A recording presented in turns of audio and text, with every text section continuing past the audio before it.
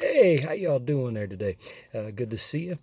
I was doing some reading this morning and I came across this verse here in Jeremiah 38:19. And this is what it says.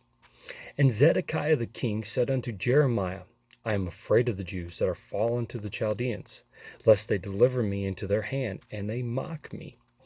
And this is right after Jeremiah just got done telling this guy, this is what he needs to do. This is what is about to happen. If you do not do this, you're going to die.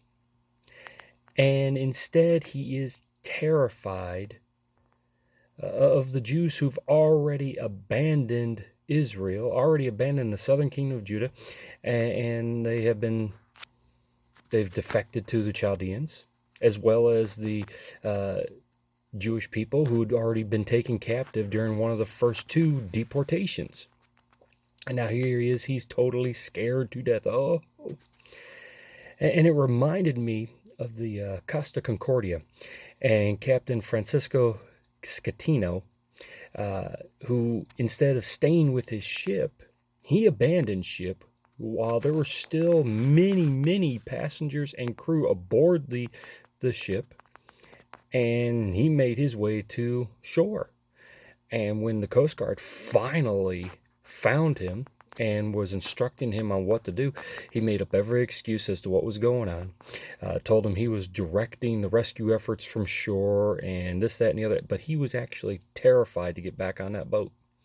And if you know anything about what happened with the boat, yeah, she capsized. But she was so close to shore when she capsized, she didn't even sink. She was run aground on her side. And 32 people died in that incident there. Now, while he may not have been, solely at fault for the accident having taken place, let's face facts. He definitely is at fault for abandoning ship, living in fear instead of doing his job. Zedekiah, he was living in fear. Instead of doing his job, he opted to hide.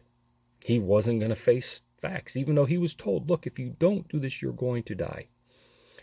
Now, the captain of the Costa Concordia, he wasn't going to end up dying.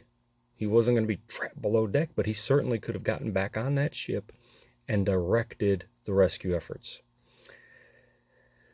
Church, we're supposed to live by faith, not by fear. Fear stymies you. Fear keeps you from being able to go forward. Faith will allow you to step forward even when it doesn't look like there's anything there in front of you. Just a quick thought for you today.